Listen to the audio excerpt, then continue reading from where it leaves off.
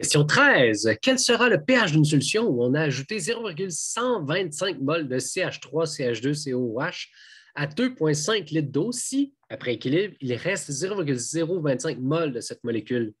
On a vu comment calculer le pH d'une solution quand on met un acide fort ou une base forte. Maintenant, pour la question 13, ça va être soit une base faible, soit un acide faible. Et conséquemment, vu qu'il y a un équilibre dans les acides faibles, dans les bases faibles, on va devoir faire un tableau IRE. Donc là, les éléments qu'on a, c'est quoi? On a 0,125 de CH3CH2COOH, acide faible, dans de l'eau. OK, il va falloir le diviser par 2,5, il ne faut pas l'oublier. Lui aussi, il va falloir le diviser par 2,5 parce que c'est des moles par litre qu'on a besoin. Fait qu'on a rajouté 0,125, puis à la fin, il reste 0,025. On va mettre ça dans notre tableau IRE. Donc, quel va être le pH si au début, on a 0,125 dans un volume de 2,5? Si à l'équilibre, on nous reste 0,025 mol. On divise ça par 2,5, ça nous donne 0,025, 0,01. On peut rentrer ça dans notre équation. Donc, on avait du CH3, CH2, COOH plus H2O. H2O est liquide, on n'aura pas besoin de jouer avec. On est à l'équilibre, on se met nos petits points là. D'un côté, il va y avoir des moins, des plus et des moins. Bref, si les produits disparaissent, les réactifs apparaissent et vice-versa. Notre CH3COOH, CH3CH2COOH, le H va sauter sur la molécule d'eau pour générer un H3O+, et lui va être dénué de son H. Contrairement au NH2, NH3, NH, N quelque chose, eux autres, ils veulent des H, puis ça génère donc des OH-. J'ai rentré à l'intérieur de mon tableau I initial, R pour pendant votre réaction à vous, et E, votre équilibre final. J'ai rentré nos données. On avait 0,5, on avait 0,01. J'ai oublié un 0 ici. Ça nous permet de retrouver notre valeur intermédiaire. Hein? C'est ça moins ça qui donne ça, vu que lui était plus petit. Donc, si c'est des moins à gauche, ça va être des plus à droite. Qu'est-ce qu'on va avoir à droite? On n'avait pas encore de CH3, CH2, CO-. Hein? On n'avait pas encore rajouté notre acide. Et il y avait combien de H3+? Vous pouvez mettre 0. Et si vous voulez être vraiment certain de votre shot, vous savez que de l'eau, ça a un pH de 7. Hein? C'est neutre de l'eau. À moins que vous laissiez le CO2 de l'air rentrer dans l'eau, puis il va finir par former de l'acide carbonique. Donc, ça donnerait 0,000001. Puis là, on aurait un pH de 7. Mais dans ce cas-ci, ça s'arrondit pas mal à 0. Si on a 0,04 qui disparaissent, on va en avoir combien qui apparaît? On fait 0,04 fois 1 divisé par 1, ça donne lui. Ensuite, 0,04 fois 1 divisé par 1, ça donne lui. On peut faire notre ligne comptable comme dans notre tableau, dans notre question précédente du numéro 9. J'en avais expliqué un peu plus longuement. C'est la même chose, c'est même plus simple. Fait que 0 plus 0,04. Ça donne ça, ça plus ça, ça donne ça. On peut négliger le reste. Maintenant, ça commence à faire des petites pattes de mouche. Une fois qu'on a notre concentration de H3+, là, on peut retrouver le pH. Et une fois qu'on a notre pH, on rentre ça dans notre équation. Moins log de notre concentration. N'oubliez pas votre parenthèse. N'oubliez pas, ce n'est pas un moins de soustraction, c'est un moins négatif. Donc, c'est un plus ou moins sur votre calculatrice ou entre parenthèses moins. Et là, vous obtenez 1,4. Ça reste quand même un bon pH. Question 14 maintenant. Soit du C6H5NH2, base faible, ça se termine par NH3, NH2, NH ou N quelque chose. On en verse 0,6 mol dans 2 litres d'eau. On va faire l'un divisé par l'autre, ça va donner 0,3 mol par litre. Le pH monte à 12. Hey, on va être capable de retrouver la concentration de OH- ou la concentration de H3+, si ça nous intéresse. Quel est le KB de cette molécule? Pour le KB, c'est comme le KC, donc on peut se faire un tableau IRE. D'ailleurs, on a sa concentration initiale. Ça va être 0,3 mol par litre. Et au final, on a la concentration d'H3+. Donc, on va être capable de retrouver la concentration de OH-, parce que si on a le pH, dans le fond, on est capable de retrouver la concentration de OH- en faisant pH plus pOH, ça donne 14. Puis ensuite, on va faire cette équation-là, on va retrouver le OH-. Une fois qu'on va avoir la concentration de OH-, s'il n'y en avait pas au départ, on va avoir notre première ligne du I, notre dernière ligne du I, du E.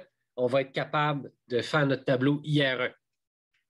On se lance. D'ailleurs, en cas de doute, vous ne perdez pas de temps. Si vous écrivez l'équation de dissolution, vous allez être capable de retrouver, grosso modo, qu'est-ce qu'il va falloir faire. On avait 0,6 mol par litre de ça, on l'a divisé par 2, ça donnait 0,3 mol par litre parce que notre volume était 2, le pH était 12, le KB, on ne savait pas c'était quoi. J'ai commencé par écrire mon équation.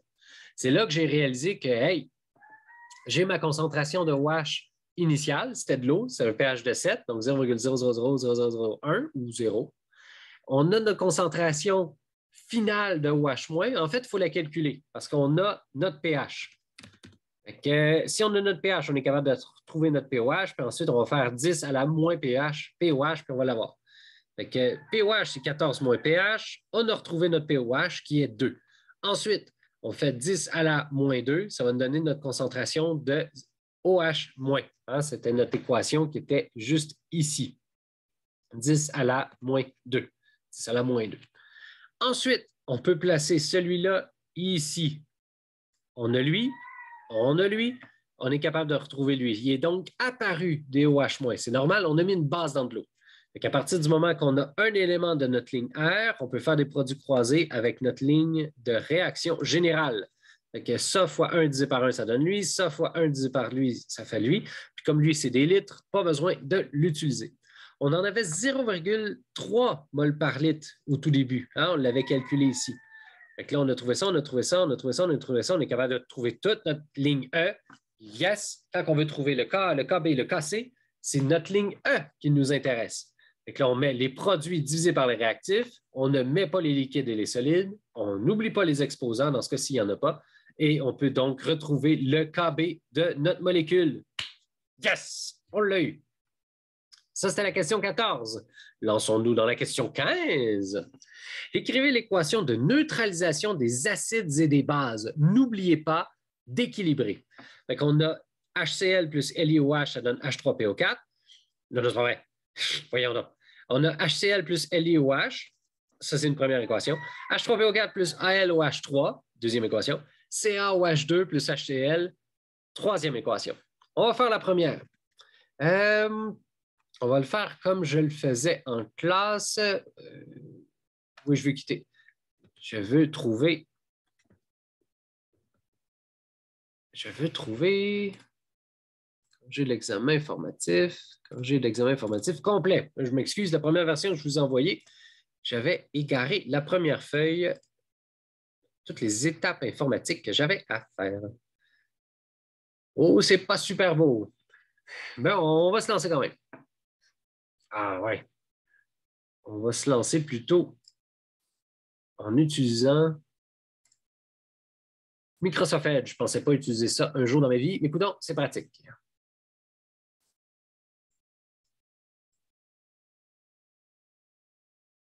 Donc, HCl plus LiOH. Le H qui est ici, on peut même zoomer plus. On va voir encore mieux les pixels. Le H qui est ici, il va se jumeler avec le OH qu'il y a là. Moi, c'est ça que je vois à chaque fois que je vois un acide avec une base, ça va systématiquement donner un sel plus de l'eau. Acide plus base donne sel plus de l'eau. Pourquoi? Parce que le H et le OH se jumellent ensemble et forment H2O. Si vous voyez HOH, ils vont se lier ensemble pour former H2O ici.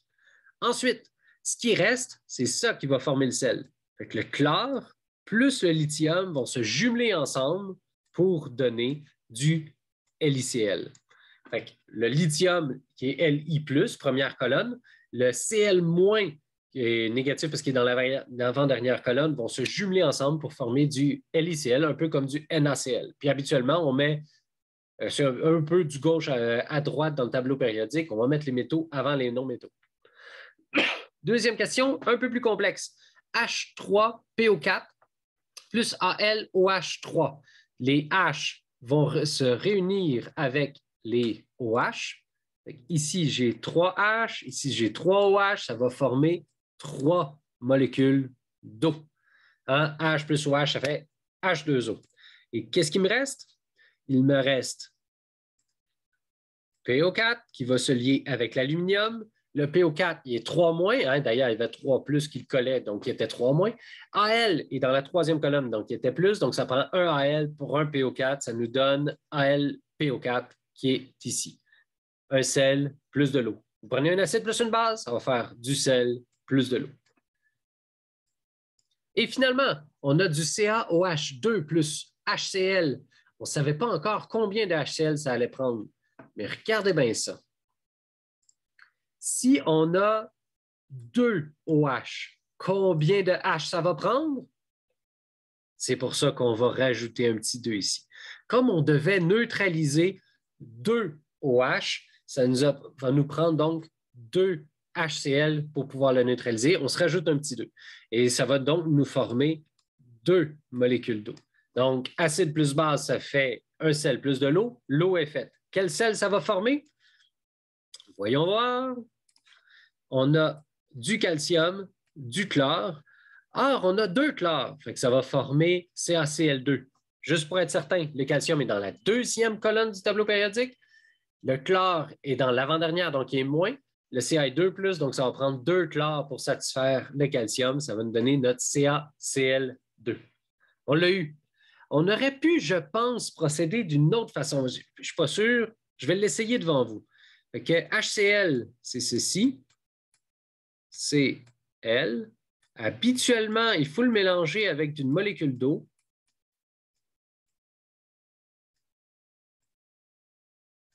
Pour que ça donne H3PO4. Mais non, H3O+. Parce que le H a sauté sur la molécule d'eau, plus Cl-.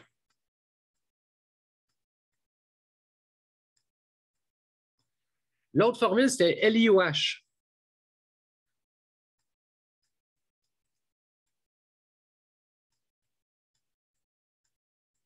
Lui, il n'a pas besoin de molécule d'eau. C'est une base forte. Ça donne Li+, plus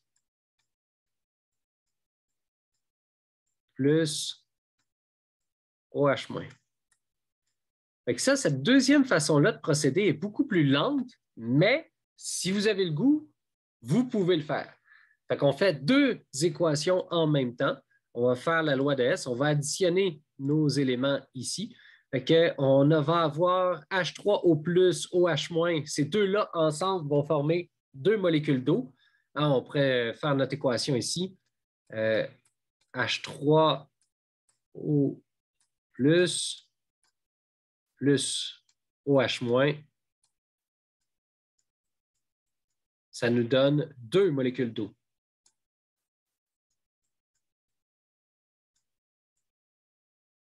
Regardez ça, ça fait 4H2O. Avec 4H2O, combien de molécules d'eau qu'on peut faire? 2 molécules d'eau.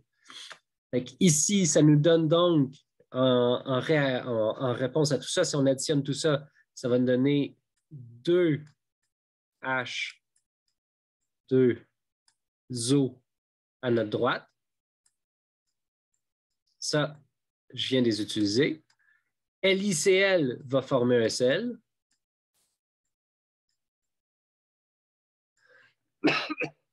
Ma flèche est toujours là. Hey, j'avais une molécule d'eau à gauche. Fait que je peux soustraire une molécule d'eau à gauche et une à droite en même temps. J'enlève mon petit 2. Puis ça donne donc HCl plus LiOH donne H2O plus LiCl. HCl plus LiOH donne H2O plus LiCl. Fait que, il y a donc des liens à faire avec au tout début, là, on a fait tout plein d'équations de dissolution. C'est juste un peu plus long à faire, mais si vous voulez, vous pouvez. Vous pouvez réécrire toutes vos équations que vous connaissez, mettons de CaOH2, de HCl, puis là, vous essayez d'équilibrer tout ça. Vous allez l'y avoir avec la loi de Hess. C'est juste un peu long. Moi, je préfère dire acide plus base, ça forme du sel puis de l'eau. Bon, mais H+, se jumelle à des OH, molécule d'eau. Yes, ça c'est fait. Qui reste? Des métaux et des non-métaux. J'ai mis ensemble, ça fait mon sel. C'est fini. La raison derrière, pourquoi ça fait un sel puis de l'eau, on vient de la faire ensemble. Fait qu'il y a un lien, mais vous n'êtes pas obligé de tout faire ça. Question 16 maintenant. Vous titrez 10 ml de HBr avec 5,5 ml de KOH à 0,1 mol par litre. Quelle est la concentration de HBr initiale? Voyons voir. C'est un titrage. Donc, dans des titrages, on a pris un certain acide dont la concentration était connue. On a son volume qui est connu. On a titré une base dont le volume est connu, mais la concentration est inconnue.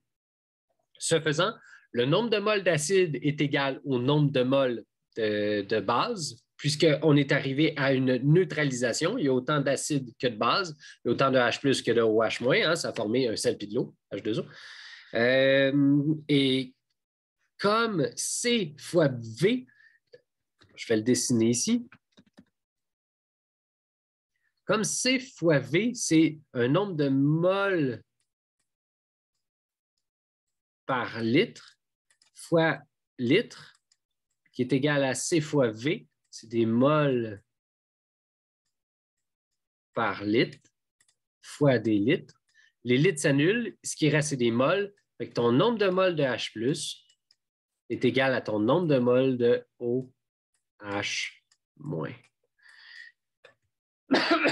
C'est la magie du CaVA est égal à CbVb. Dès que vous voyez titrage, vous pouvez faire CaVA est égal à CbVb. Un peu comme quand vous voyez dilution, vous faites C1V1 est égal à C2V2. Titrage CaVA pour les acides est égal à CbVb, les bases. Ici, notre volume de notre acide, c'était 10 ml. Notre volume de notre base, c'était 5,5 ml. Notre concentration de notre base, c'était 0,1 mol par litre. Quelle va être la concentration de notre acide? On fait un CaVA est égal à CbVb. Mathématiquement, c'est la même chose. On isole notre Ca, notre Va, donc va changer d'étage puisqu'il a traversé un égal. Ça fait Cb fois Vb divisé par Va. Ça nous fait 0,1 fois 5,5 divisé par 10. Ça nous donne 0,055 mol par litre. Donc, dès que vous voyez un titrage, CaVA est égal à CbVb, assurez-vous cependant que vos unités soient toujours les mêmes. Soit, si Va, c'est des millilitres, Vb doit être des millilitres. Si la concentration, c'est des moles par litre, Vb, toutes les concentrations doivent être des moles par litre. Puis autrement, ça va bien aller. Fait que, lâchez pas, gang, on va finir par l'avoir.